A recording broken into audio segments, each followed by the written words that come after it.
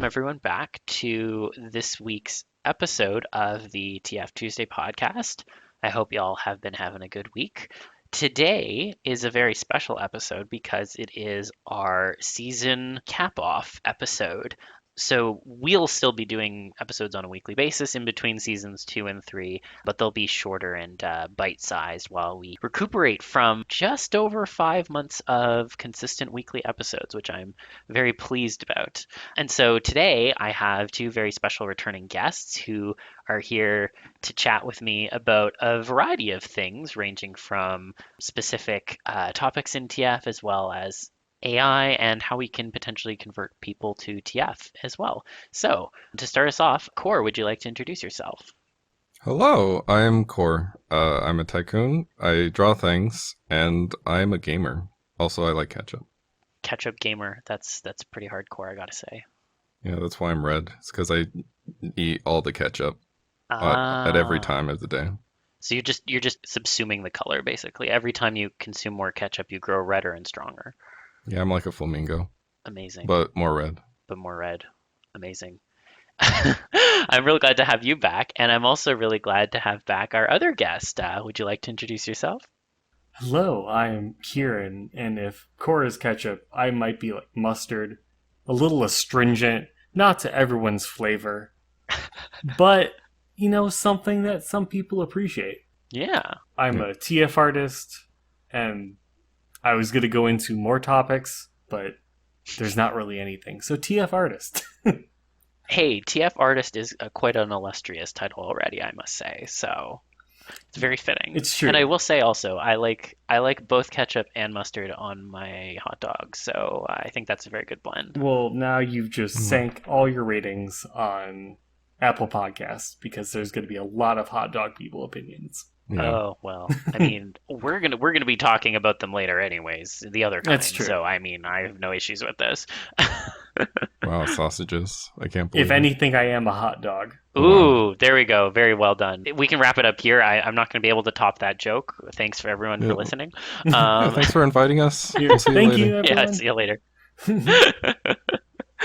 Oh my gosh. But yeah, no, I'm really glad y'all were both down to come on today. And one of the things I was really excited to chat with y'all about is a topic that's very near and dear to my heart, which is daddies. The term gets tossed around a lot on Twitter, and I feel like oftentimes what a daddy is frequently getting reframed and redefined. But I think I can safely say that you both have created a pretty extensive collection of them within your art pieces. So I was curious to know how you personally define dads within your work. And do you think there's a general definition that encompasses the daddy vibe within the TF space, both for subjects and for character TFs? I think for me, I want to say that as I just turned 30 over the summer, so now I feel like official gray muzzle now, a grade. So I'm like, oh no, what have I done? I've aged out of the fandom.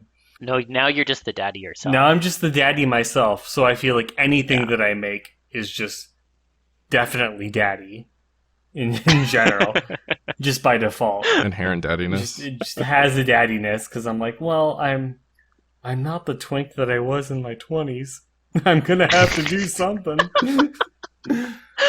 I mean, there are definitely twinks over the age of 30, I will say. But also, true. I mean, I support anything being defined as a daddy, frankly. So, I mean, I support those. Yes.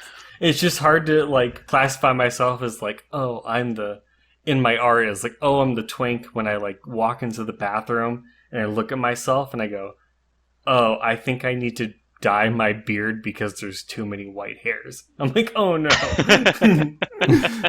But at least for me, I at least define daddies in furry art as or someone that either has just the general age difference of between their person and their partner, or their TF and the TFE, or someone who has a big dub. This is dub and subs. I love my dub and subs.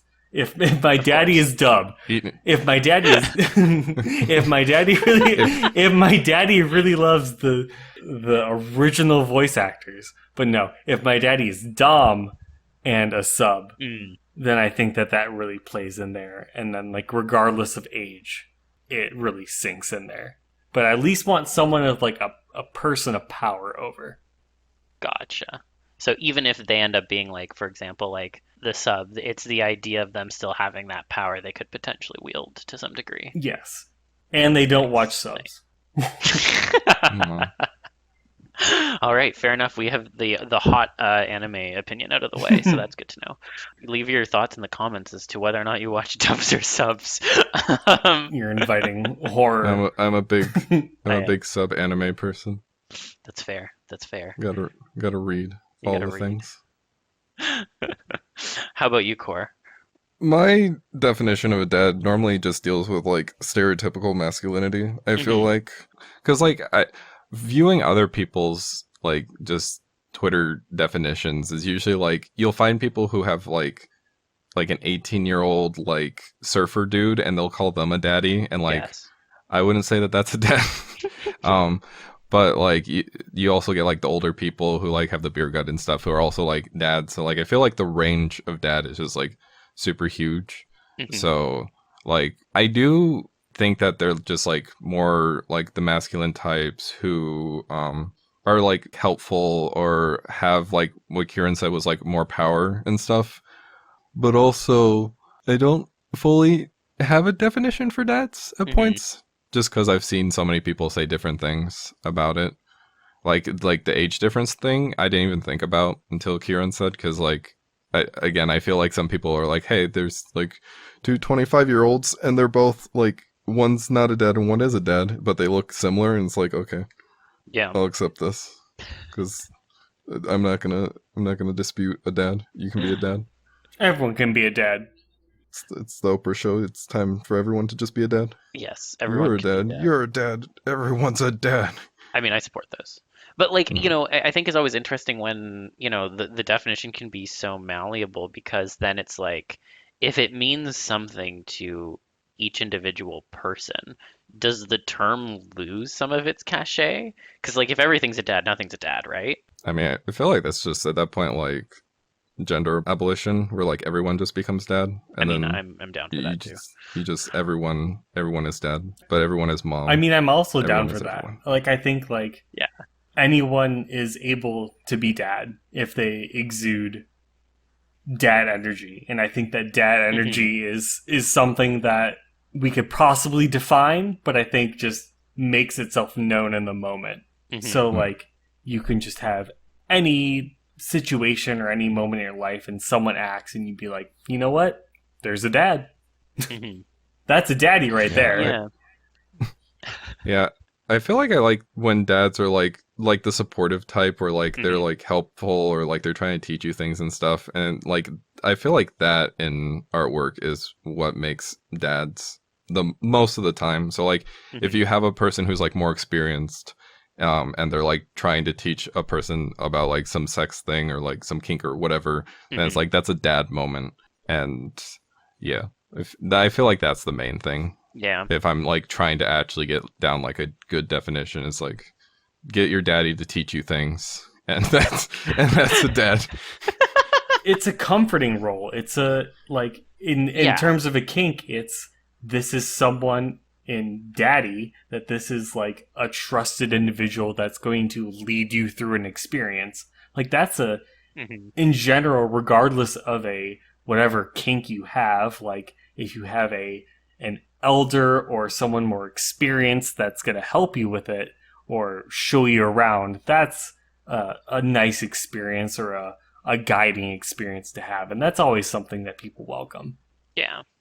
No, absolutely. And I think one of the things that I will also say is that when it comes to those kind of like having that guiding influence, I think a lot of times the thing that can be the dividing line for people when it comes to like dad energy in those spaces is whether or not it's like the power is being wielded as like a helpful thing, like a teaching thing that you've kind of alluded to, and sometimes people feel like it needs to be more of like a authority figure to some degree. And I wonder if, like I think both have been seen as daddy in the general sense before, and I think it's fine to have them both coexist, but does that lead then to confusion when you're trying to explain to someone else what the dad energy is? Because again, like it can mean so many different things for people, and I wonder about losing the ability to communicate what we're talking about. Because like I'm guilty of this. I'll go around and be like, that has dad energy, that has dad energy. And it's like two completely different things.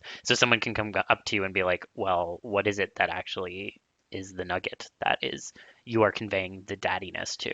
I feel like as long as you have modifier words, it's fine. Because like I feel like dad at that point can just, instead of it being like a very particular thing, it's like it is the vibe, and then you just modify that word. So like, is it like a daddy dad? Is it like an older dad? Is it, you know, a muscle bro dad? Like you've like have those modifiers to where it's like, oh well, this is the genre, and now we're gonna specify it to where you can get like a 50-word string of letter or like words and go like, this is the particular dad I want. Right. And I feel like that's more helpful than just having the one stereotype of dad, because I feel like if you go a few decades back and see what dad is, like the stereotypes for dad are probably not the best in the world. No. So I'm kind of glad that like people are saying like, oh well, these are the dads now. It's like cool. New dads, let's go. New dad drop. New dad drop. Wake up, honey, new dad drop. I mean, I always want to be woken up for new daddy drops, so I'm very down for this. I do agree with Koor. It's just a matter of combining certain titles and certain categories to a daddy to help define a subject. No, that makes sense to me. And, you know, something that I also see that often coincides with the concept of daddies is, and not always, but a lot of the times, I feel like it coincides with like the thing I've joked about a lot, which is big dick energy. And I feel like that's also something that you both have encapsulated in a number of your pieces. So I was curious as to how you feel or relate to that term. And do you think my assessment is accurate, or do you feel like I'm being a little bit too restrictive by slapping that label on some of your stuff? Actually, I would honestly like 100% agree on that label to the point where I would agree. And I don't know if I forgot if I mentioned on the last time I was on, is that like even some of the people who follow me go beyond the furry fandom and just wanting to see larger genitalia. So I think like me having like big dick energy and big dick, what's the word I want to use? Depictions, yes, is something that people certainly see me for and certainly like want of me, even like just in general of art that I create in context of other fetishes. Yeah, I feel the same way where like I wouldn't give myself that label at points. Like it is a thing that I do and think about at points, but like it's not always my main focus. But I do know a lot of people who go like, oh, it's Koorivlf the bar artist, and it's like, oh, I didn't like when I think of bar, like I always think of like hyper muscles and stuff. So like when it's like, oh, well, he's like done a bar daddy, it's like, oh, I didn't always think of it like that, but like yeah, I definitely can see it, especially when you get like the big dick involved of like a person who's like, especially a character who's like taking charge of the big dick. It's like yeah, I can definitely see that's a thing. Koor, I have to ask as a question, what is one of the weirdest or most outlandish, and this isn't judging anyone, but what is the most weirdest or outlandish place you've ever seen your art posted? YouTube. Oh. YouTube. In what context? There's an entire portion of YouTube that just completely allows porn, and I don't know. I do not know how, but there is just an entire thing of porn. What? It's true. So like I've had people tell me, like, "Oh, your art's been uploaded," and like I haven't always seen it because it gets deleted at points because like clearly it can't be on. Well, sometimes it can't be on YouTube. There is a maybe there, but like I have seen like once or twice of like my stuff there, and it's just like, oh, that's weird. Okay. So that is wild to me. Oh my god. Yeah, it's just like you just look up TF compilations on YouTube, and then sometimes you'll get like the weird like. Is that a thing people do? Yeah, it's like the cheery corporate music that's like duh, duh, duh, duh, duh, and then you'll just sing a bunch of porn, and it's just like, oh, okay. I guess this is I happening. didn't know YouTube still existed. Oh my god. Yeah, they're a small site, but they're trying to get big It's an again. indie site, you know. That They're is- trying to Yeah, recapture their. That is Yeah, wild. they're trying to be Twitch right now, so like they're the big underdog. So it's a time. That is incredible to me. I am speechless. Oh my god. Yeah, your art is probably there too. Probably. honestly. I don't want to. Honestly, yeah. it's probably for the I'm best. done. Just go Kerun Big Dick Energy and then see It'll if come up. anything- Nope, done. There's like 50 compilations. See, the thing I had to usually worry about with YouTube is I wouldn't get put in the TF art compilations. I mean, they would be compilations of T art, but I'd be in like the cringe compilations where they'd be like, No. "Oh, look at this weird shit. Look who did this? Blah blah blah." Like that used to be a lot more common back in like I don't know, like the 2010s, like the early 2010s, but like I'm sure that still happens because like you know. that happens to me too. Or there was one site that just got shut down, and they had like a cringe compilation of things, Yeah. and my stuff was there because it was. I forget the piece. I think it was like No Bulge TF. I had done like years back, Mhm. and then people were like, "Oh, it looks so weird," and it's like, okay, well, thanks for spreading my stuff. I guess I don't know what to say to that. No bulge is hot, so like they can get Agreed. fucked. And I do know I will vouch for Koor in saying that Koor's paw posts on Tumblr are very popular, and I do follow them. Yes, that is true. That is very true. Yeah, it's my one way of fighting the Tumblr not safe for work ban. Yeah. I just post porn Ah. and just wait till I get flagged. Yeah. I'm like, Yeah. I can't spend the time. Yeah. Well, Yeah. we'll see if their changes to the guidelines actually take hold or if it's just a bunch of bullshit Oh, they're trying to that like, tempt people back. I guess that is contemporary. That's not the word. It might be contemporary. Current. Yes, there we go. Yeah. I haven't seen exactly what it is, but I just saw it maybe like 2 hours before getting on the podcast. So Mhm. I'm excited Yeah. to learn what that is when we're done. It's like Yeah. TLDR is just it's labeling erotic posts that aren't like not like porn. So you can kind of have porn, but not really. Like maybe the female presenting nipple is fine now, but as long as it's not like too horny of a female presenting Yeah. nipple. Koor and I were chatting about this before. Like, I think it's just going to come down to there's going to be someone sitting somewhere who's going to decide how horny your post is, and if it crosses their definition of the threshold, it'll be like, nope. And which is technically what they already had before. So I don't know. It feels like to me like they're trying to like dip their toe into the water of like maybe because they've lost so much like money and users, but I don't know. It's gonna be a wait and see approach to see if they actually like commit and are like, okay, we'll actually let your shit back on now. If that female presenting nipple is up to no good. It's true. They got to really zero in on the female presenting nipple. So, oh god. I love Yahoo. Yeah, I love them. They're great. Yahoo's always been just. I go there for all my news. Truly, Yahoo News. All the news you could ever want. 3 days late. It's a great site. When I TF into a donkey, I also often yell Yahoo before I turn into just going into brays and hee-haws. Oh my god. Yeah, I mean, who wouldn't? You know, it's the perfect thing to attach to a good donkey TF. So Exactly. Like a saddle. The other perfect thing to attach to a exactly. donkey TF. Yeah. And you put a little burrito on it, and then it's a donkey. Oh, yes. Oh, you're right. Then it would be a donkey.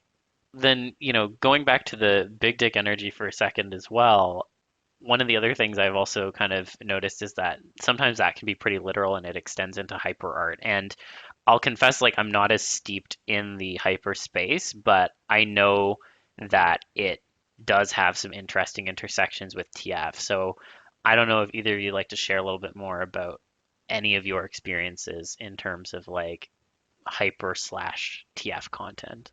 Like you almost said, like it comes with the territory. Like Hmm. growing and growth and like muscle growth or body growth or like any growth of any sort of body is tied into TF. And you could even like maybe that might even be the most easy avenue in TF for a general person is I want to change my body. Like it's the New Year's goal of everyone where like I want to do a new thing. I just clapped with my hands on mic and that was a bad idea. But it's just the idea of growing and changing yourself. And I think when you like wrap that into genitalia or a dick or balls, like that's and which are things that are tied to like pleasure, that's a easy thing to fantasize about. And so when you wrap that into TF, you can just be like, oh, I could be a raccoon, but I could also be a raccoon with balls the size of beach balls, and I'm dragging them along around the ground. Like, it's just an easy jumping point. Yeah. I mean, that scenario would be very hot in my opinion, so. Yeah, or you can do things like your dick stays the same size, but you shrink into like a mouse, so like you technically have a hyper dick, even though it's the same size dick. Exactly. Oh, yeah, true. Yeah. Gotta get the cheese, but your ball's too big. It's just out of reach, and your balls are too heavy to drag over to get to it. Sad times. Sad times. R.I.P. But yeah, I do think that it's super easy to like go between the two. I think that like if you go to the hyper community though, I don't know, there are sections like people who have talked about like my artwork and going like, oh well, I really like TF now because you did this thing with hyper. I think happens at points because like a lot of hyper people also just like big things, but they don't actually like the process of big things. So like you'll have growth, but like it'll just kind of be about the big thing. Like you know how like if you have a dick and balls, like if you sit it on the ground, there's like gravity. Yes. Okay, and so, like a fair amount of hyper art, like gravity doesn't exist, so you'll have like a super twink, like a mega twink, so twinky that like they can't even like lift a paper because like it hurts their hand, like they're just that much of a twink, but like their dick is just like out and about, like erect, and like it doesn't phase them at all, and their balls like go through the floor because like the balls are bigger than their actual leg height, so like they somehow are like floating there, but not. So like I feel like hyper in general just kind of goes for like if it's big it's good, but also like having a story and stuff attached to like hyper is like super fun. Yeah. And I think people don't always think of that. So like once you introduce like TF and like, oh hey, you can have like growth and stuff, it's like, well, that's baby's first step. And then you go like, oh, but what if you actually like play with that like a raccoon that has big balls or like a mouse that like has a big dick and stuff, then like you start going into being able to actually have a reason why it's big. And I think people start to go down that path, but like I do also feel like there's people who like will just have big and only big. I'm curious, Koor, would you have commissions? Do you get commissions from people who kind of go just for straight hyper? Or do you have people who commission mainly from non-furry sources that are from the body modification community in the queer community? Because I feel like we both dabble in the same subject matter in our terms of our art.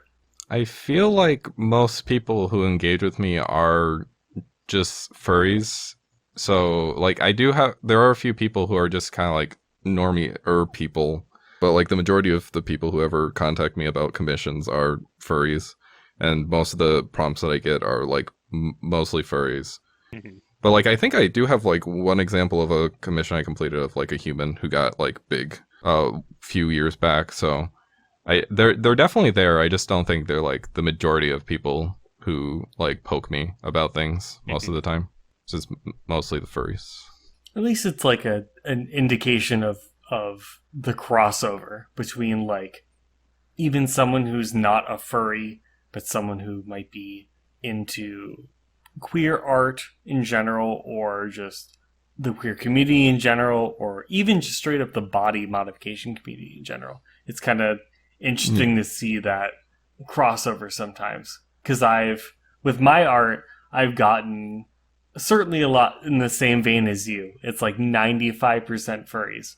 But it's just been interesting to see the 5% where it's not furries, it's someone who's just discovered their fetish, or someone who's just discovered something, and they want a specific big dick energy pick, or a big dick hyper pick. And we're the gateway drug into bigger things. The gateway into literal bigger things. Gateway drug is the exact right term. Yeah.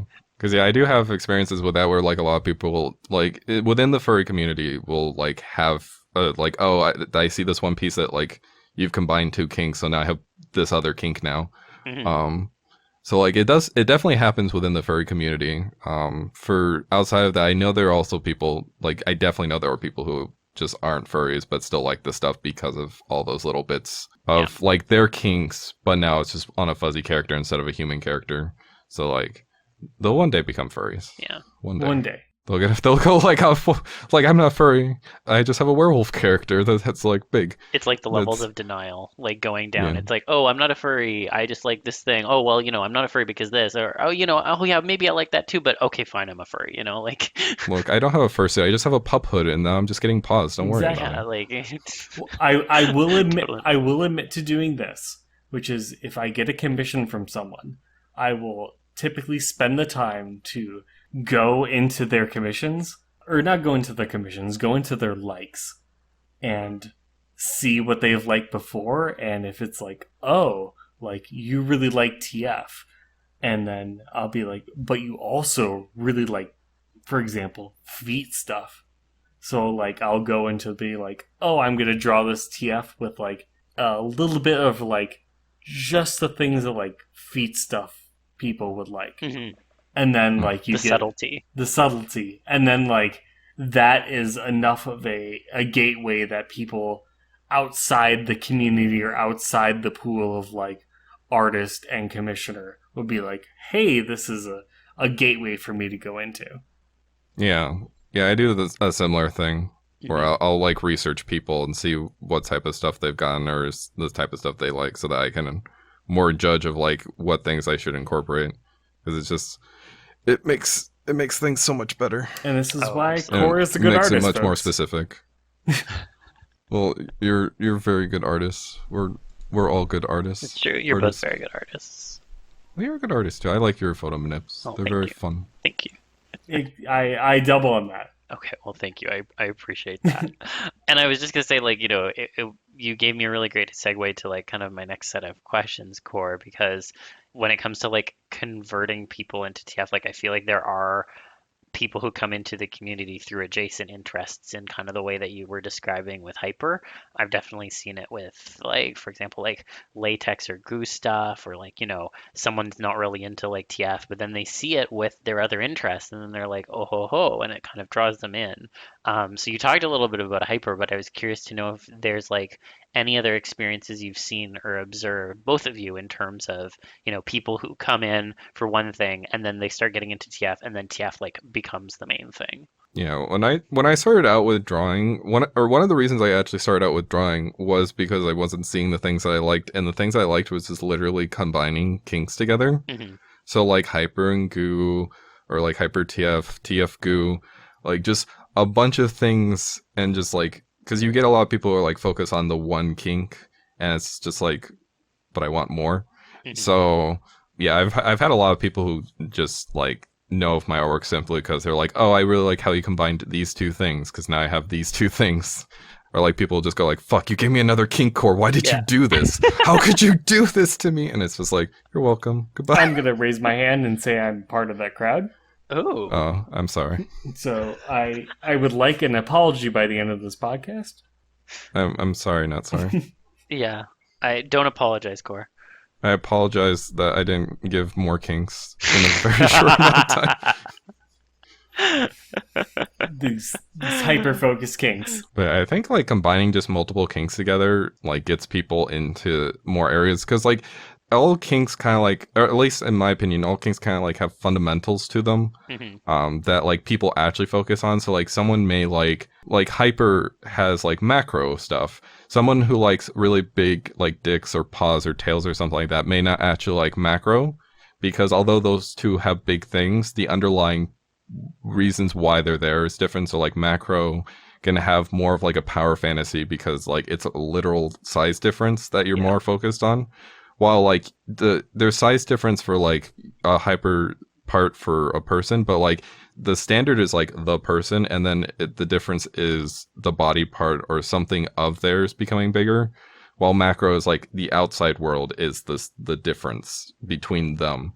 So like at points, like if you have a macro picture and you just switch out like the silhouette of the city with a rock, like you couldn't tell the difference in size because it's like you need that other to really tell the difference. So like I feel like for just any kinks like goo is like about like materials, like how they feel or how you think that they feel, or like the fluidity of them, or like the shininess of them, or just like a bunch of things that can be incorporated into just like goo itself. Like you can transfer into other kinks. So like if you have, maybe you like goo because you like its flexibility to like go around things and stuff, where like, well, what if you have like your dick and then you just get like a bunch of goo that keeps collecting on more and more and more. So like you see the like combination of like hyper in that instance, but also like it's building up with more goo being like more flexible. You can do different things with it because it's within like a certain form. So it's not just like all over the place. That's the sort of thing where people are like, oh, I didn't think of that. Now I really like that there's this foundational thing that I know about that I can go into other things. And that's kind of like how everyone just kind of collects more kinks over time. My opinion is just like, oh, I see that there's this in there. Or like, I don't really like, I don't know, vor. I don't like vor, but I like the idea of being close. So maybe I like merging instead. And so like people will have like those sorts of things happen, which I think is really cool and is also a thing that just happens a lot. It does. In my stuff, at least. Because there are a lot of people that will come up to me and go like, you gave me a kink. It's like, okay, well, oops. TF is one of those things that I feel like connects to most other kinks because you can always find a single thread. So like, even going back to like, just for example, of course, at vor, the transformation of someone to be a consumable of something. Just, is that involve shrinkage? Does that involve changing of species? Does that involve the predator getting bigger? Does that involve the predator having a mind change, or a personality change, or a species change? Like, it's so connected into every other single kink that there is a natural bridge for anything that is TF to work its way into pretty much every other single kink, because there is always if you are doing something different, there is a change. Yeah. And with TF being like the focus on the process most of the time, like that just becomes a thing where like if you are into TF, then you're more focused on like what that difference is, which means that you can make a lot like cooler stories, I feel like.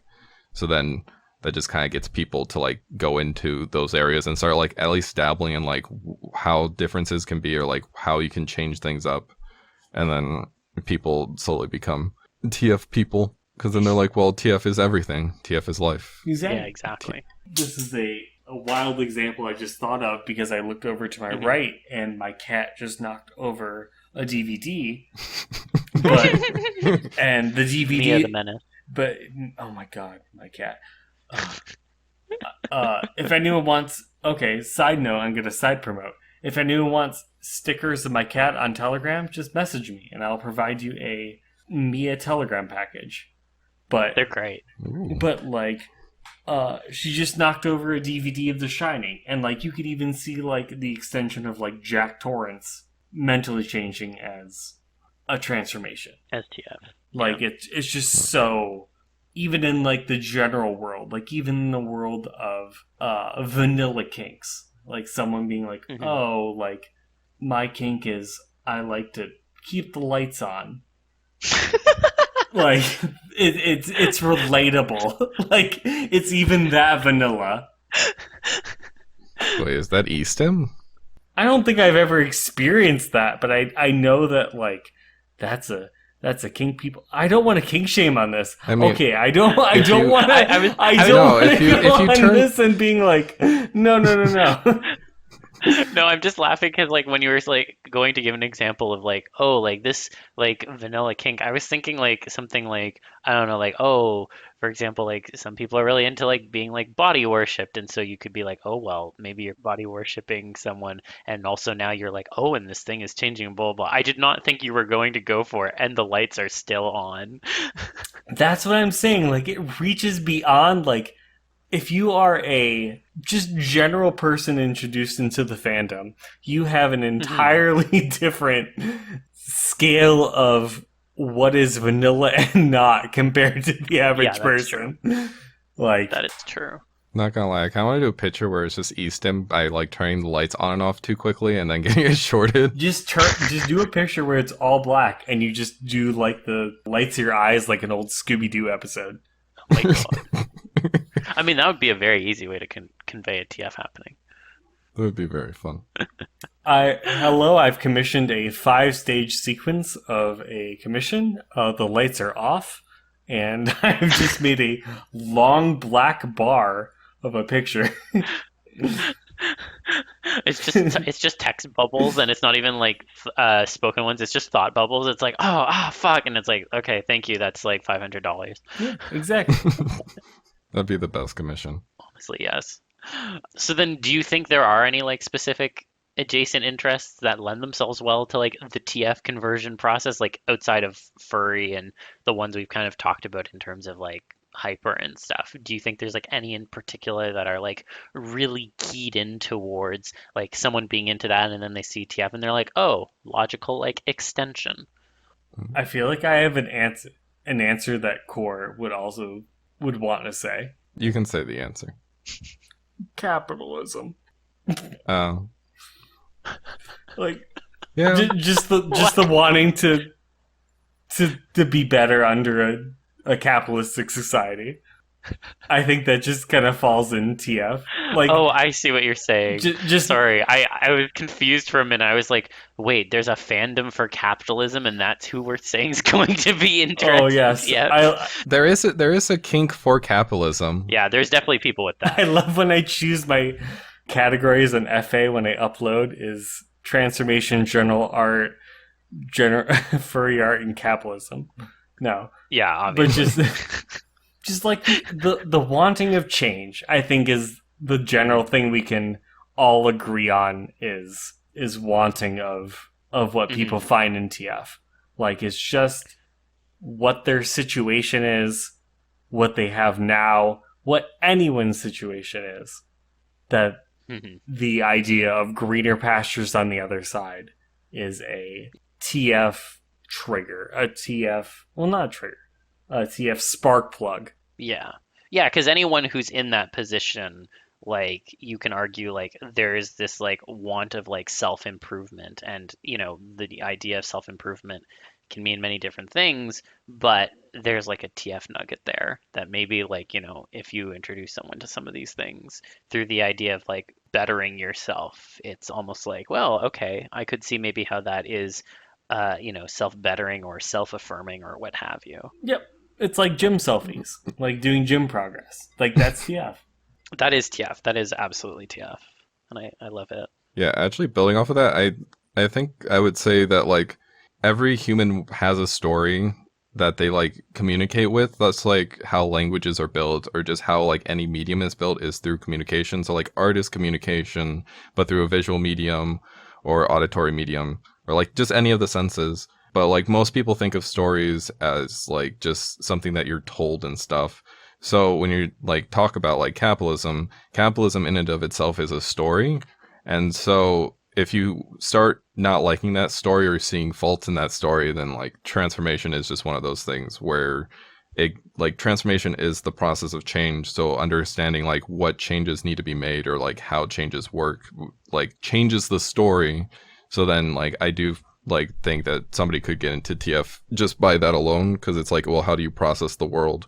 Well, there's an entire fandom, even outside of furry, for like TF stuff, that's like already discussing like changes and stuff. So like, how do those changes work? How do you imagine those changes? Where would those changes actually lead to? What are the downfalls of those changes? You know, like, is capitalism still good if you're all dogs? Like, maybe it is, because then you're just all dogs living in a capitalist world. But maybe that's really bad, because like at that point, like no one can get like the food bowl because like they don't have enough money, or like only one dog owns all the dog houses, and now like rent's going up like 500%, and it's like great. So like I feel like capitalism definitely is a good answer. I like that answer a lot. It's a fetish. It's a thing of want. That's the base of TF. Like, is you want to be something else. And then that ties into like goals and aspirations, and just like Koor said, is that's getting into capitalism, and like, what can I do in my situation? The struggle against your current situation and how you react against your situation right now is also tied into TF. And if I want to do it, tie back into my first episode, Whitley Strieber's The Wild is that struggle of someone who is working in an office and can't resist the feelings of TF because they are just too strong, and he ends up turning into a wolf in like an office building in a downtown environment. It's just just like TF is so much of a gateway in so many ways. Like Koor has said, like you have said, it's just very universal in a way that a lot of people don't really consider. Yeah. It's like even time itself is transformation, because like if you don't have if you only are still and have no like nothing happening, then like you don't have time, so you're just like a still frame in space. So like the change over time is the thing that like makes life super fun and great, and like not everyone thinks about those changes, and that's how you get like midlife crises and stuff where it's like, oh, where have I been? And it's like, well, you've been just doing stuff all the damn time. Or like even school, where it's like, oh, my life begins once I've turned 18 and I'm out of school. And it's like, that's really weird to say, because like you've been living for 18 years, yet somehow your life doesn't begin then. Like, I think it's those sorts of things that like more, I feel like TF people, like if you talk to them, they're more aware of those sorts of things, because it's like, well, yeah, it is like I have been doing things this entire time, thus there are things there to like discuss. And once you bring that up with people, like, and actually get them engaged with that, I think a lot more people start to like really think deeper about like topics, because it's like, oh yeah, that change is there, and like I can think about that change, and oh no, history is really bad. That's why I haven't learned about it all this time. So like that sort of thing where like, yeah, you basically can get anyone into TF just by talking about any subject, because like again, capitalism is a very good answer, because that was not something I was thinking of, but like that is very true. Like I could even answer time, like the fact that the three of us have spent the time recording this podcast and just gotten older. We've, like, if we are male identifying on this podcast, or anyone who's listening, we've all become more daddies just by listening.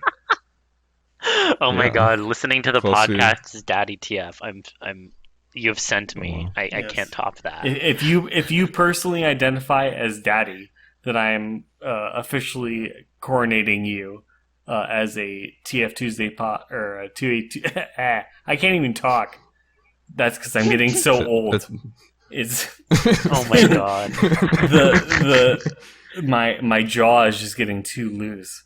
Is this if you are a TF Tuesday podcast listener, then you are officially a daddy now, because you've gotten older by listening. Incredible. And anyone can be a daddy. It's true. Anyone can be a daddy.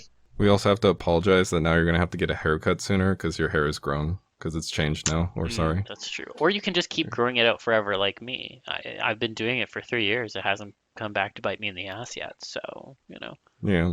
I was trying to do that, but like I couldn't play VR anymore because my hair just became like a fro and would just like push my headset up more and more. That's and it was a really bad time. Yeah, that's not Otherwise, great. I would have kept it. That's fair. So, then one other thing I kind of wanted to chat about with you both, and it's something that I've noticed in particular lately, is this trend around AI art. There's been kind of like this explosion of it through things like Dolly, Midjourney, Stable Diffusion, Dream. I mean, there's so many. I could sit here for hours just like listing them all off. And in particular, there's often some really TFE vibes that will come from some of the outputs, and often you can deliberately generate those kinds of images if you put in the right prompt. So I was curious to hear what both of your thoughts are in terms of the sudden rise of this new quote unquote TF medium. I'm so glad I got a drink earlier because I have a lot of thoughts, and I might need to take a break, and that Koor needs to take over because will need to refill my drink. Yeah, that's fair. I have incredibly negative thoughts on AI art. That's what we're here for. When I think of AI art, and what I think of, because as of right now, which is late September, is that I think that there's now 1 or 2 games or so that are out on Steam that use AI art as official like game art. And yes. I just get so angry as an artist because yes, it's an AI and it's producing things, but it needs information that's fed into it.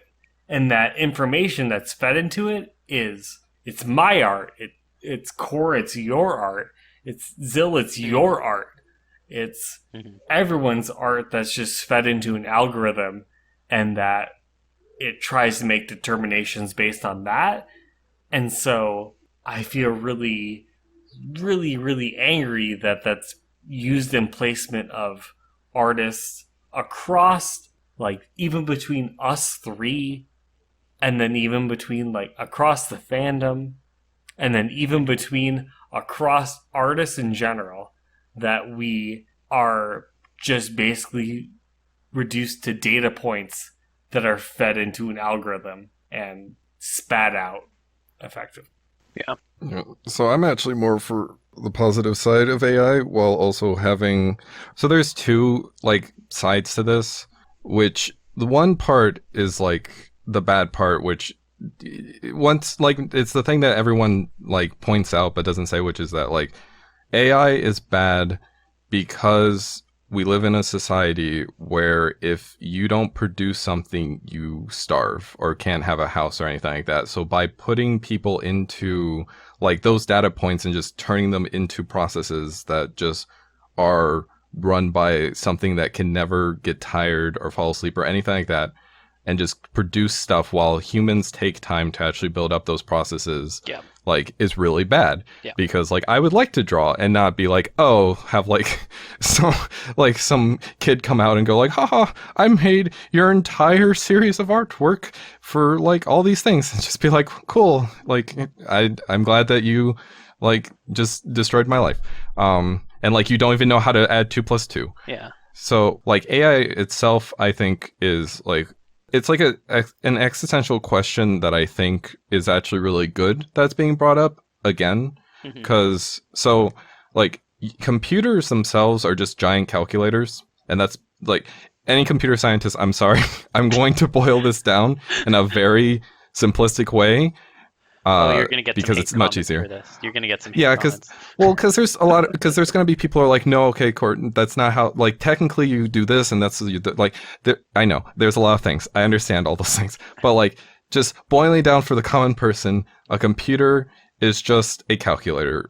So, like, 1s and 0s are, like, just base 2, and base 2 is just an alternative to base 10. So, like, if you look at your fingers and you go from 0 to 9.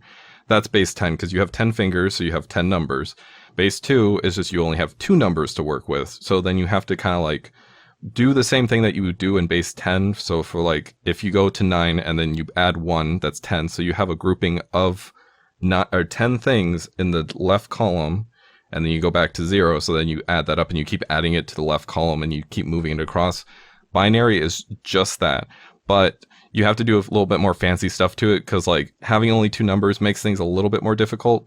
But once you have that, you realize that like you can do a lot of cool things with it. So like if you want to change the colors of pixels on your screen, well, now you have these like ones and zeros that you can either choose as like a number, or you can make it where it's like, oh, if there's a 1 bit in the entire sequence, well, then that's like a true statement.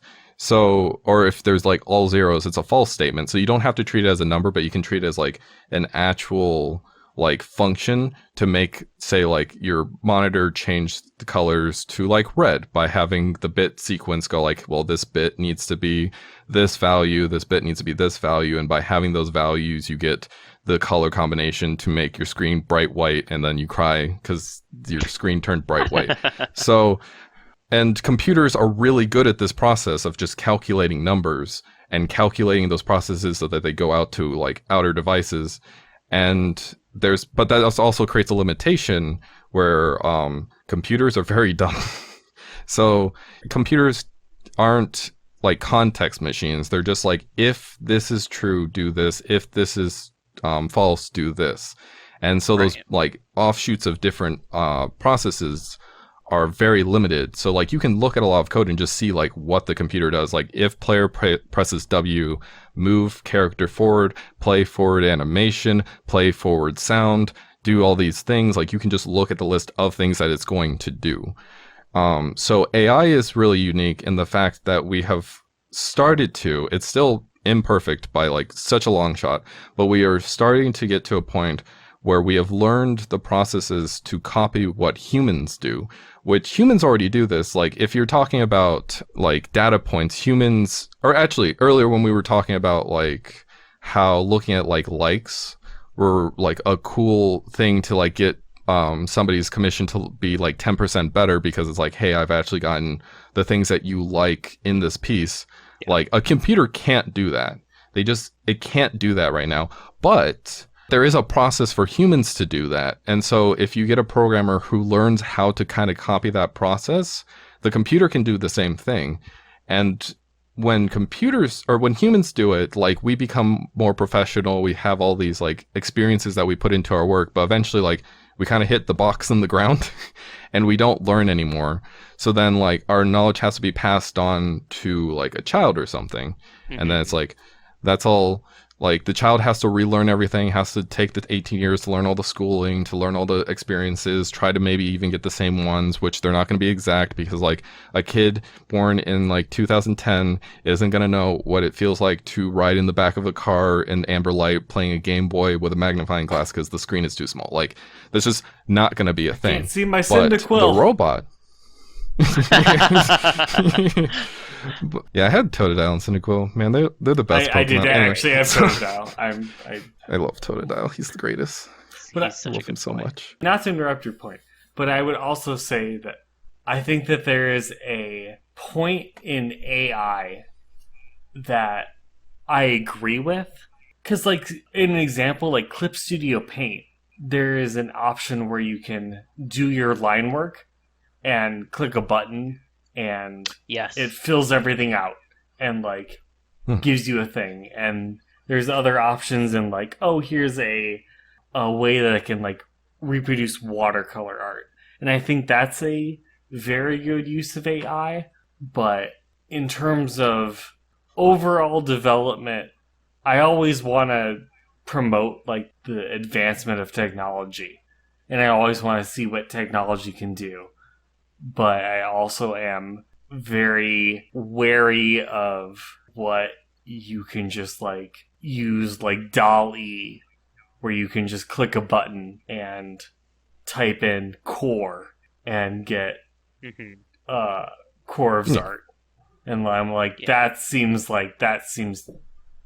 wrong. Well, so like, but that's the underlying problem is that like one time only I could do those artworks, and then like now there's a bot that potentially could do the work that I do, and that's something where like that's really like, again, the existential crisis of like humans. Like we had this question a long time ago with like mathematics, which like if you think like, oh, computers couldn't do math, like you'd be laughed out of the room nowadays. But back in the day, like people thought like, no, computers are like people, the word computer comes from people who would compute numbers, computers.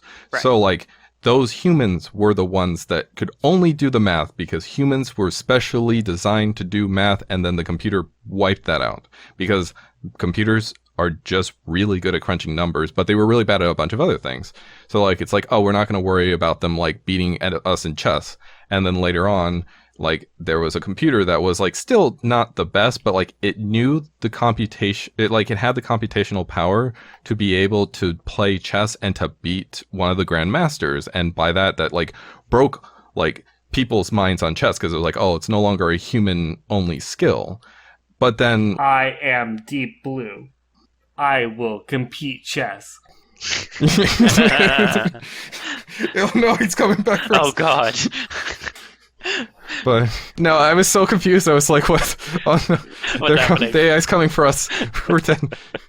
But no, like But that's like the cool thing is that like people today still play chess. There's still human tournaments because ultimately, like humans want to do the thing. Like if you want to see the picture of the Eiffel Tower, you can do that in 2 seconds. You can get video of the Eiffel Tower. Like a camera can recall the Eiffel Tower a billion times better than a human in 4K, 8K, 10K. Like it can just objectively do better, but people still want to visit the Eiffel Tower. People still want to compete in chess tournaments because humans like to do things with their lives. And if you give them the chance to do those things, they're just gonna go. Mm-hmm. And so information wise, like humans are like, we stole information from other people. Like sometimes it's like the weird debate about like back in the day where it's like, oh, you can't use a reference because that's cheating. Like that's dumb. You should be able to use references because in our experiences of everything is just a reference. But like some references we don't even think about anymore. Like if you look at mathematics, it's like the Pythagorean theorem is a person named Pythagoras made a theorem,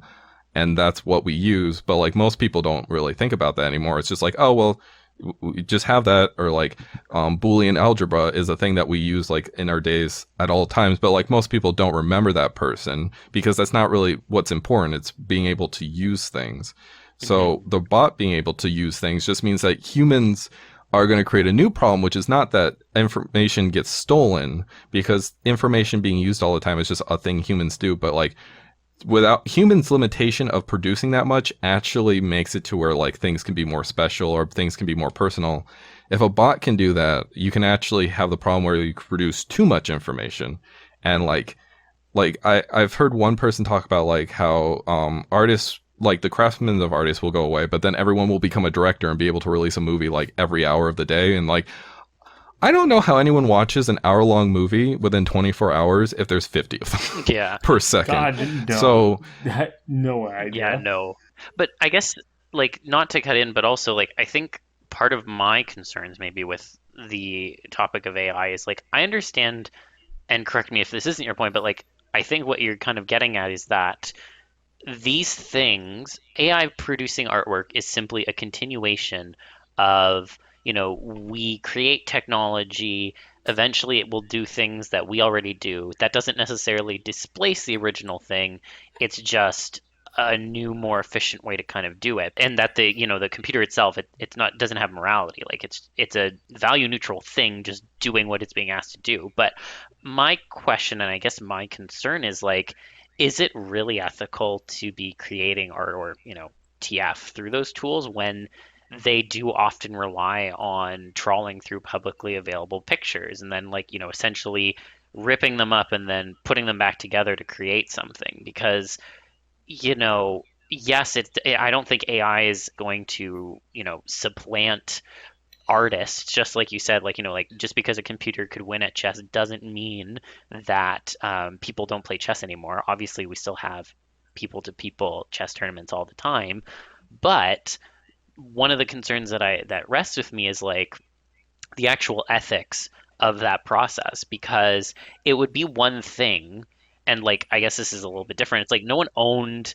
the chessboard and then it was stolen by this computer. No one owned the process of doing math and then the computer stole it. But particularly when it comes to AI, in a lot of these cases, like they're building their abilities off of the hard work of people without compensation generally. Like these are not like, someone made a bunch of art and sold it to the AI to like look at. Like they're just going through art and taking it to make new things. So my question is more or less about the morality of the tool itself, because I don't think like the AI can be held liable for that. It's really the people who make it. It's like, is it ethical to even have those tools in the first place when the way in which they were created came off of the backs of other people? I don't want to pile on the back of you, Koor. Like I absolutely do not want to do that. Like, but it's also to add to the question is, what if an AI made a picture of a TF that was entirely based off of how you draw beans?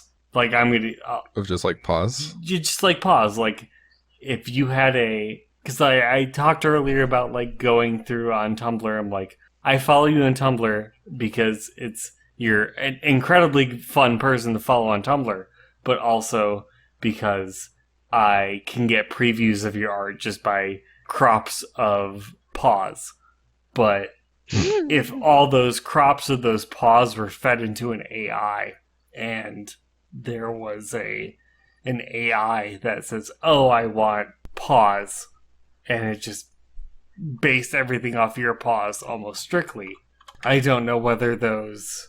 I want to make sure that those representation of those paws go to you as opposed to like an AI. Yeah. So I actually have, if I can give homework to everyone. Yes. I like homework. There's this essay that was written by Albert Einstein called Why Socialism? And it was basically talking about how like people back in the day, like if you talked about the annihilation of the human race, like people would be like, "You're what? That's awful. How could you say such a thing?" While like nowadays you have a lot of ideologies that are just like, why let humanity keep going? We've had our good run. It's time to end.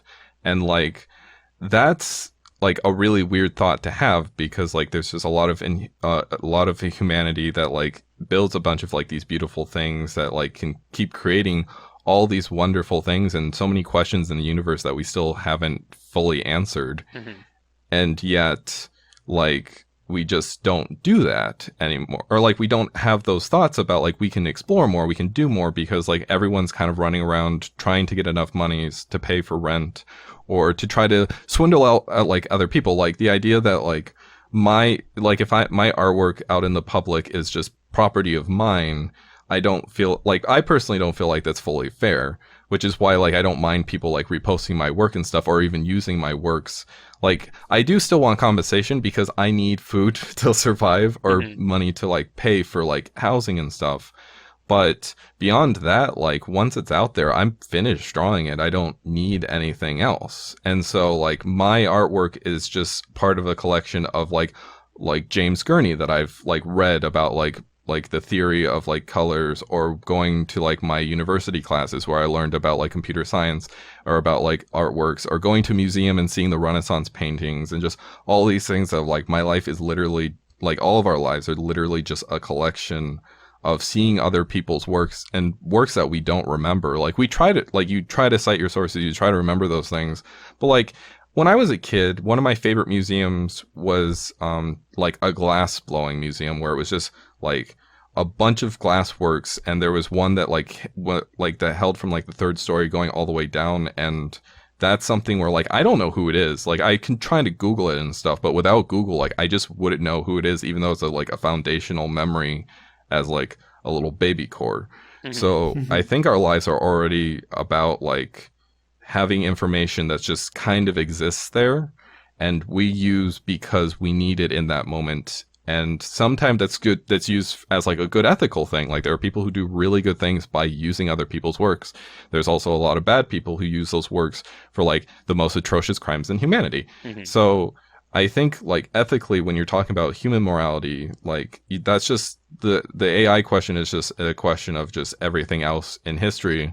So then the question really becomes like, how are we going to actually live with that? Because now it's not just humans that are doing this. Like AI can now replicate what humans do, and robots, like you said, can't have more, or they don't have morality. Yeah, they don't. We can probably figure out a way to give them a sort of pseudo morality that may turn into morality, but at that point you're talking about sentience, and like you start talking about a lot of ethics that are just like down a road that like you don't want to do. So like pretending that AI can't like do anything, like an algorithm is just the process of taking an input, putting it through a process, and getting an output. That's like all an algorithm is. Mm-hmm. So an algorithm, once you figure out the algorithm for doing something, it just is a process that you're just going to do. And humans have like, there's a game design theory that's basically you want to make sure you're not making games so that there is an easy way out of problems, because sometimes like giving people like it's also becomes like a question of accessibility and stuff, and like why people like go like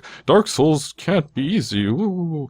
Yeah, if you give people the tools to be like quote unquote lazy, they're going to use it because like if you have the most optimal way to play, you will play the most optimal way. Yeah. But like as we see with accessibility stuff, like having subtitles is not going to ruin your experience. Having people have an easier mode won't ruin people. Like it'll ruin some people's experiences because they go like, well, I need the most optimal way. Easy is the most optimal way. But then at that point, it's just like, you have to then just teach society, like there are going to be tools you have access to that you already have access to, because there's already so many just amazing tools that could just break everything. And people have been breaking society because those tools are so good. Mass communication is both an amazing way to talk to people across the world like we're doing right now, and also for like making weird flat earth conspiracies. Like it's just like humans, how we structure everything right now just doesn't go well with any of the things that humans actually do. Art is about communication,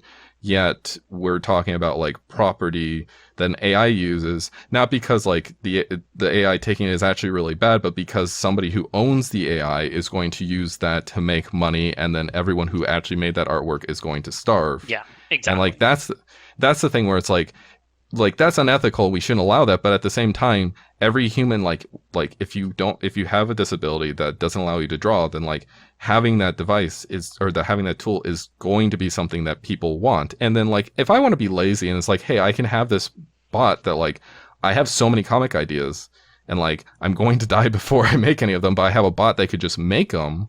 Like, yeah, at points I will want to draw my own things, but at points it's like, well, I don't have this comic I don't really want to work on, but like it still is a cool idea. Let me produce it through this. Mm-hmm. At that point, it's like a helpful tool. And at that point, you have to kind of like question, like, are humans going to take that and actually like learn how to use it correctly before the AI it runs out of control and then everyone just does really fucky things with it and destroys humanity? Because we couldn't take the 2 seconds to be like, hey, this tool is just going to, humans will use it. Humans are lazy. It's going to happen. But are we going to make it in a way that like we get to actually keep creating things and actually have a good life? Because like the weirdest thing about AI is that like we have been given a tool that literally could do human work and basically make it to where every other human could just live their life and do whatever the fuck they want. And everyone's like worried about that device. And it's just like, that's really messed up. It's weird that we've come to a world that like we have been given this like god tier tool, and we're like, no, don't give us the god tier tool. Well, like, you've given Zill like 36 answers to the one question. No, it's all good. I really like it. Sorry, like, AI is such a huge question. Yeah, it's a really big one. This is Walt Disney planning out Epcot in terms of figuring out everything. It was really good. Yeah. No, and I just want to key in because I think like, obviously a lot of this has been like, I have my own thoughts on this, and I think that's come through in some of the questions, but you make a good point in the sense that, the reason why we're so concerned about this god tier machine to some degree is less so about the machine and more about what it means for people existing in capitalism. Like, yes, you could always like just make your own art, but the reason why we freak out about the AI is like, one, as you mentioned, like the bad person having the AI and then, exploiting people to make money off of it. But at its core, it's like so many different people, like if art is what they do to make a living, and then you have this god tier device that can do it without them, then it's a question of like, well, now what do I do to eat? It's less an indictment of the tool and more of an indictment of the system that we live in. And I wanted to pick up on something else you said, because I did want to turn a question back to you, Kieran.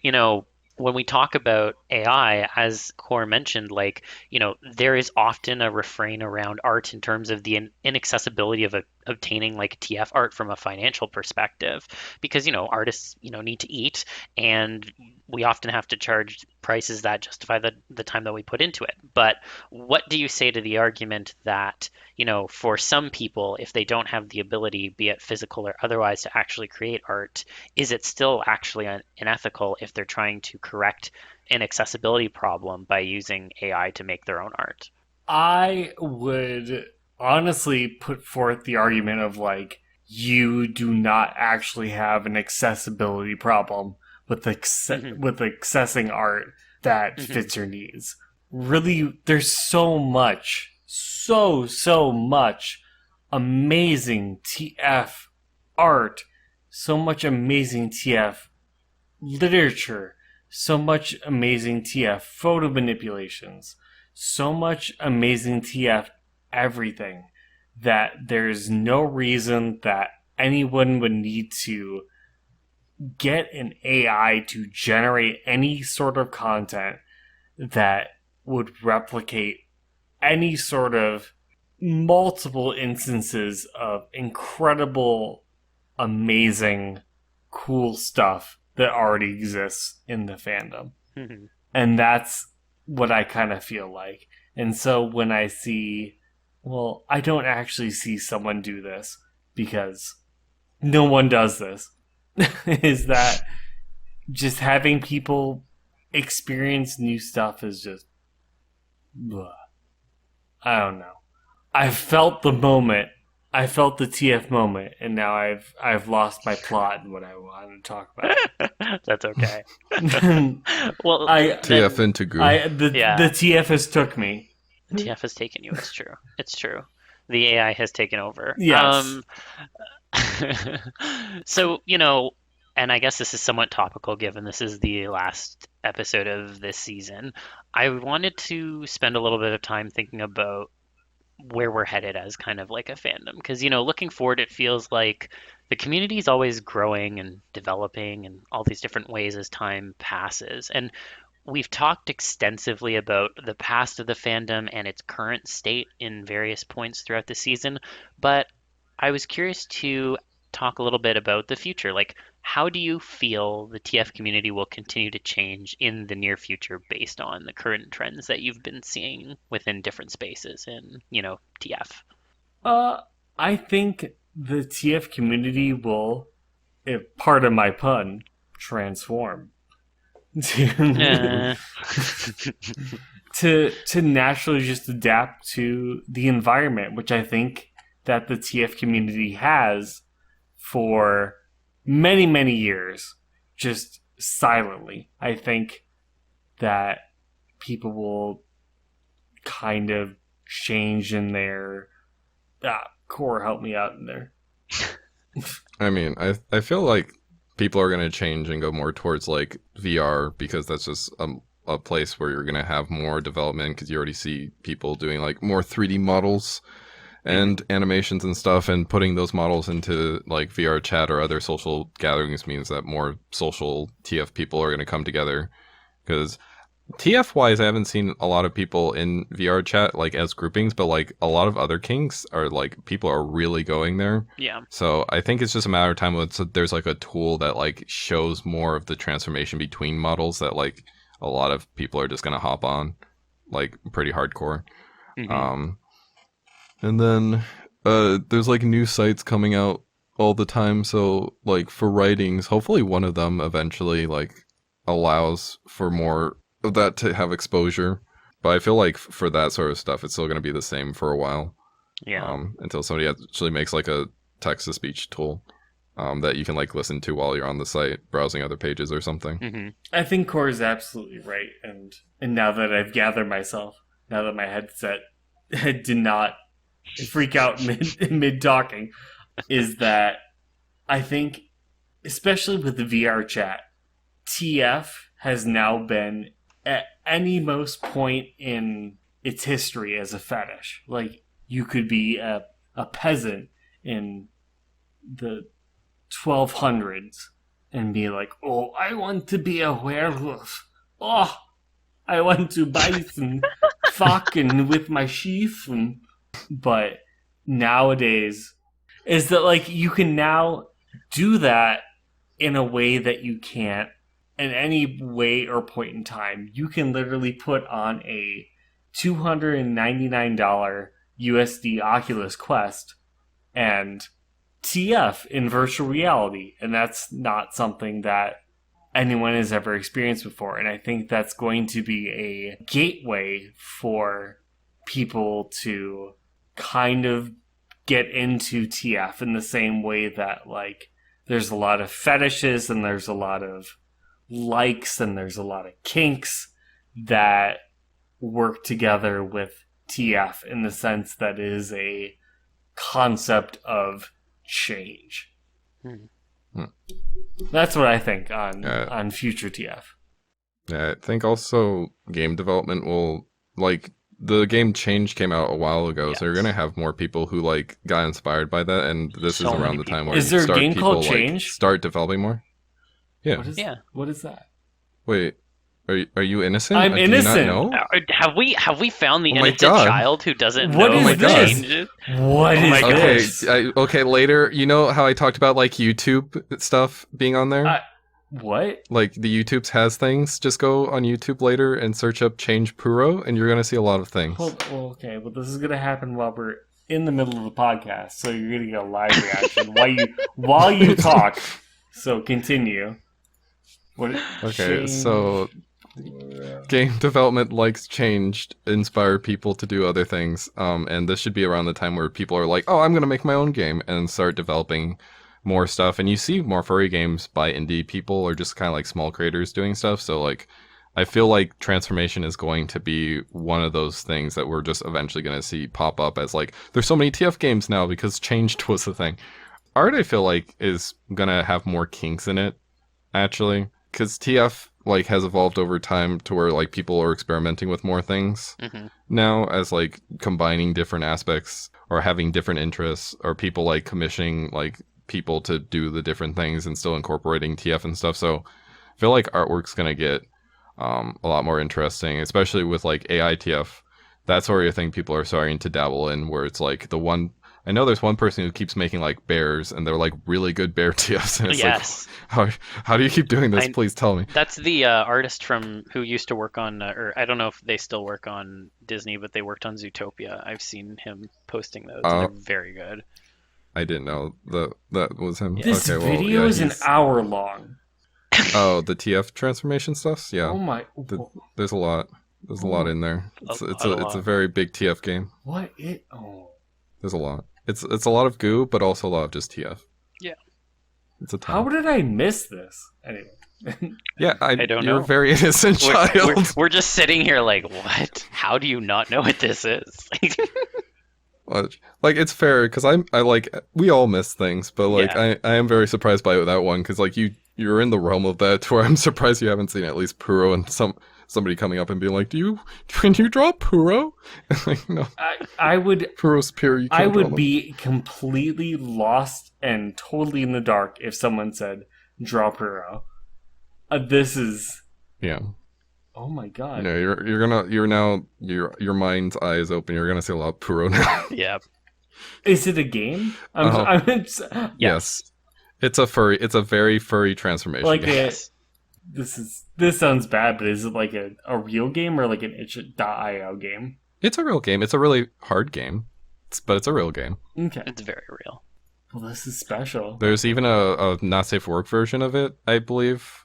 And so there's like some not safe for work TF transformations as well. So like, there's a whole thing. Well, public, when you hear this, go spam me with Puro art. Send him Puro. Send him Puro. Send him Puro. Send in the Puro. Send in the Puro. But yeah, so yeah, game stuff is gonna be a thing. Art is gonna combine more kinks, and I don't know, with like Discord and like Telegram and stuff, you get groups of people. So like, that exchange of information is a lot easier to access than like old forums, but it's also less public. So I feel like without people accessing those forums, it's going to be a little bit more insular at points, even with all the stuff coming in. So I'm not sure how that's going to work out, or if there's like another point where like younger Zoomy furs are like going and seeing the public stuff to be able to like get their own ideas or have those discussions. So that'd be interesting to ask. Zoomy furs, Zoomy TF furs. Zoomies. Where are you at? Oh, Where are you zooming?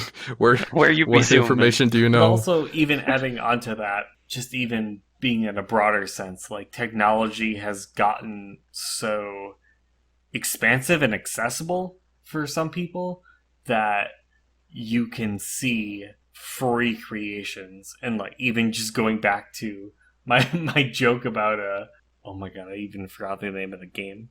They will have free creators making content and having that super exposed and being accessible. Like even on itch.io, like the furry novels that I feel are a lot more accessible and a lot more publicly appreciated than they were in previous years or decades.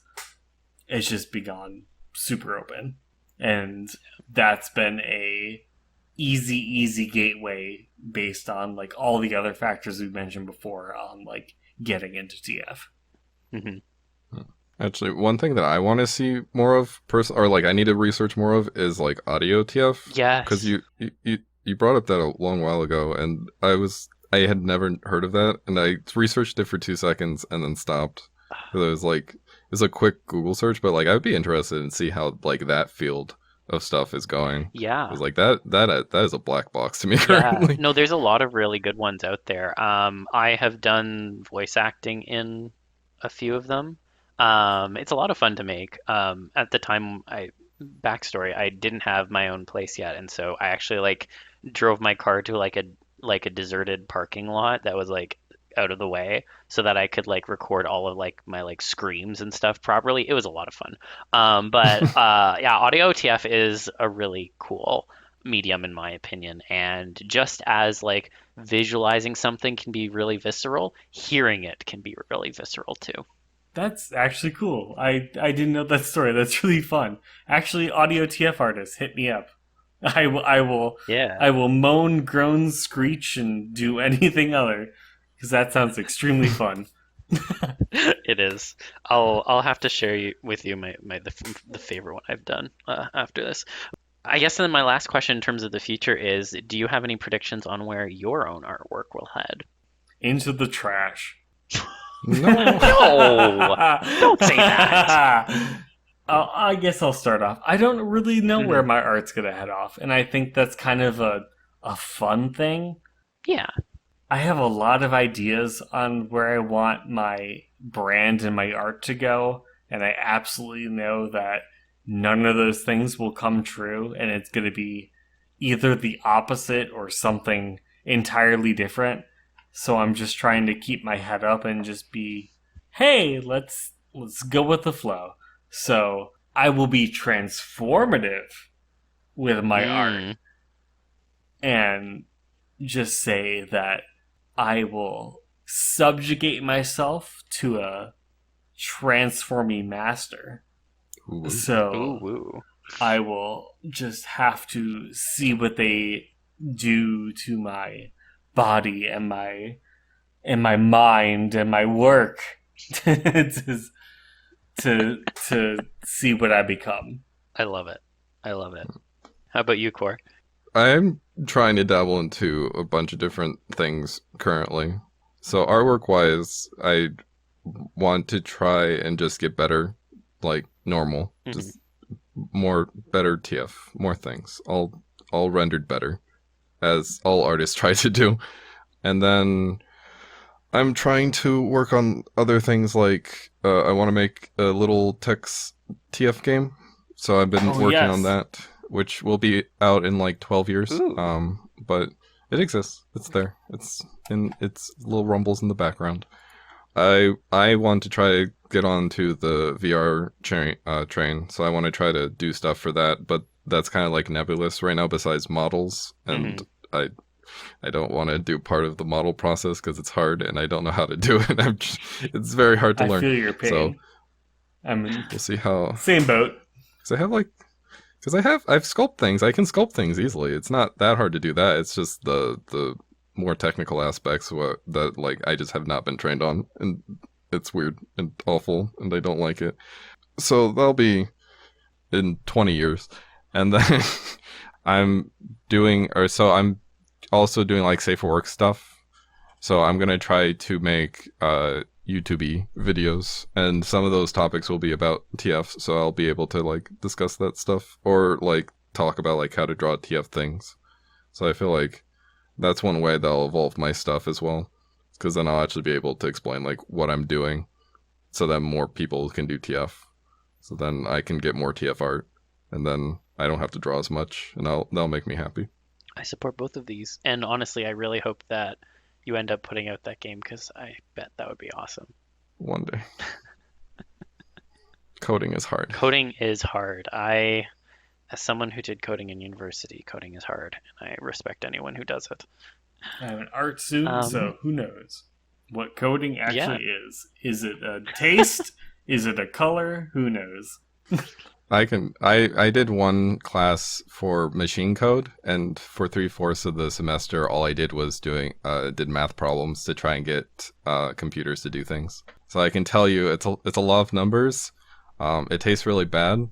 I would not suggest not licking the CPU. It shocks you. It's really a bad time, unless you're into that. eSTEM CPUs.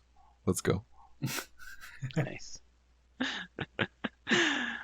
Cool. So we have 2 audience questions to kind of wrap things up here.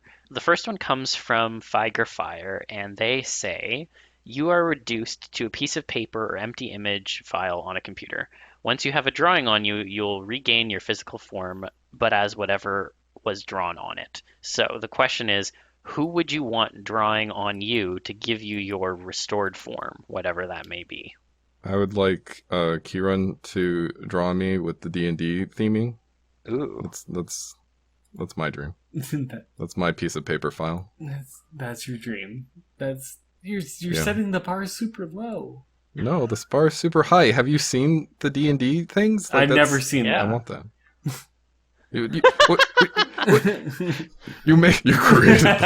I've never seen them. What is this? No. He's lying. He's lying, chat. Don't believe him.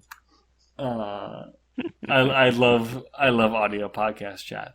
That happens. Yeah. It's fun. That happens. There's a reason why I keep making these. Yeah. Oh god, there's so many answers. And you have to pick one. I'm gonna nail you down to it. You know what? I'm gonna do a double knife stab, and you know what? I need Koor to draw me. That's a dangerous game. It's like we're gonna go down together. Okay. You could become Among Us horseman. Yes. You have to watch out. Oh, with the horse dick. That's true. That is a blue sus time. I was gonna say we were both imposters on an Among Us ship, and we're both sus. I love it. I think if I had to give an answer, yes, you would have thought I would have used the time y'all were thinking about it to think about it, but my brain was empty. You could join the Among Us group. I would rather not. You don't want to be Among Horse? I would rather Among not Horse. be the Among Us horse. I love Among Horse. No. Among Equus. Monkey Quest. There's a non-TF but furry artist whose name I'm blanking on. Oh, I remember. I think they go by Blues Zeru or Zero. Blue Zeru, I think is how it's pronounced. I would pick them because they have done one of my favorite takes on Lombaxes, and I don't know what I'd actually get, but I trust them to like pick a cool art style and a cool form, so I would go with them. Yeah, Big Daddy Lombax. Yes, I would like to become the Big Daddy Lombax. Also, I'm going to take my shot in the dark here that if anyone ever wants to draw me as a synth from the synth species, I have a unnatural horniness to that. And if anyone wants to draw that of me, I will provide them with lots of merch. I'm laughing because I think you mentioned that on your last episode too. No one's followed that up. I'm so angry. The audience has heard it twice now. You know what Kieran wants, okay? Like, give him the sympathies. Give him the sympathies. I put out what I can get. I try. No, that's fair. The second question I have second and final question that I have is from Ulysses Duckler, and he asks, in growing the TF community, how can we make TF more inclusive to people all over the world and break down language barriers within our TF content? Draw more body types. We, as a TF community, actually have a responsibility to draw more diverse body types in TF. We all don't need to be white cis males transforming into werewolves. We need to be a lot more diversive in TF because a lot of TF fans and a lot of TF enthusiasts are not white cis males, and that is not what we need to continue to draw. Yeah, I wholeheartedly second all of that. Same. I would say for the language barrier specifically, I would just say like actually writing in different languages, which I know there one artist. I'm very bad with names, but there's one artist who just like made an English account, and so their TFs are now like both in like 2 languages. So it can be more accessible to everyone, but although it goes into English, which like more people know of just because Empire, but that's still like there should be other languages put out there. I was trying to do Spanish for a while, and I still am, but like my ability to do Spanish takes so long, and I feel not confident in it to where I've stopped for now to try and like get better, so then I can actually go back and do that. But I actually think maybe AI will be able to like translate stuff in the images themselves as like a proper thing. But that'll take some time because like language is one of those like funny things where you think it'd be easy to switch out words, but like language is very hard and contextual, so AI cannot understand that currently, or not understand that very well. That's actually a very good use of, or an example of AI in the future of furry art. And also, side note, that's very admirable to provide furry art in multiple languages, because that's something that's also a barrier for people to get over, is just like, I can't enjoy furry art, or I can't experience this because it's not my language, or I can't understand it. So providing that in a multi-language, or a multi-dialogue... Bleh. You know what I'm all saying. Yeah, I know what you're saying, and I agree. You know, I think this weighs more heavily on written stuff versus images, in the sense that obviously, you know, with images, it's a lot more about the actual picture and less about the text stories that go along with them. Although obviously getting those translated to some degree can be really helpful. I find with writing, it's a lot more challenging because it's all based on the language that you are writing the content in, but you know, not everyone is able to speak every language. So I think, you know, the AI point is a really good point in terms of translations in the future, and hopefully as that software evolves, we can get better translations so that more people can experience all the great TF content, and vice versa. I'm sure there is plenty of non-English content that we haven't gone to experience that we would love to if we could. So I think it goes both ways. Yeah, and one more point is being able, or like the TF community actually speaking out about TF and talking about like all like the different aspects that you can have in TF, because like just being able to talk about those things like on this podcast allows people to actually think more about like the different types of TFs that you can have and like what the specific little niches are for them. And when you talk about those things, and those people with those like little differences will go like, oh, hey, I just realized that I can get into this because of this thing. Kind of like the kinks from like long ago talks at the start of this episode. Like you can do that with like everything, and as long as like people are more vocal about that, then like you will just inherently get more people who will then be able to talk more about different types of TF, and like it'll just kind of snowball, which it kind of already has, because that's how everyone knows what furries are. Like it's on major shows at points, so like TF furry stuff can do the same thing, and kind of already has. But like this podcast is one step towards that, and like all of the talks. I do like the idea or the title of Kinks of Long Ago as a good podcast title. I would support the shit out of that, honestly. That would be great. Oh my goodness. I'm good. TM. CR. Well, thank you so much both for coming on this episode. I've really enjoyed chatting with y'all, and I think we've had a very lively discussion on a variety of topics, which is what we always love to do here. So if people are looking for your stuff, where can they find you? I can be found in the local dumpster behind your Arby's. If you dig a little deep, I can be found there. I'm on Twitter at... Very accessible. Very accessible if you love the beef. Yes. If you don't love the beef, I'm not very accessible. There's not a lot of good stuff in there. Even with the beef. Even with the beef, I'm... You know what? The secret is the sauce. I'm not gonna lie. I'm gonna... You know what?